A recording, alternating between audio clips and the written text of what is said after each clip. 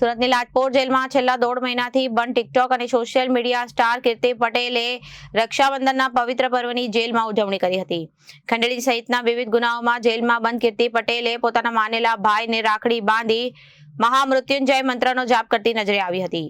સાથે તેણે બાળગોપાલને પણ રાખડી બાંધી હતી। તે દરમિયાન ભાઈને આશીર્વાદ આપતા ભૂલી જતા હાજર પોલીસ જવાને કહ્યું કે માથે હાથ મૂકીને ભાઈને આશીર્વાદ આપતા તો શીખ। રક્ષાબંધનના પર્વ નિમિત્તે લાજપોર જેલમાં બંધ બંદીવાનો માટે ખાસ વ્યવસ્થા કરવામાં આવી હતી।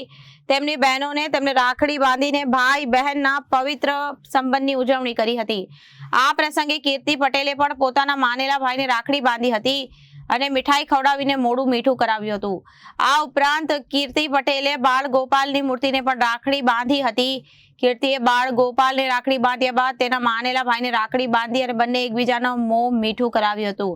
જે બાદ કીર્તિ પોતાના ભાઈને આશીર્વાદ આપવાનું ભૂલી ત્યાંથી હાથ મિલાવીને ચાલતી થતા ત્યાં હાજર પોલીસ જવાને કીર્તિ પટેલને કહ્યું કે માથે હાથ મૂકીને આશીર્વાદ આપતા તો શીખ।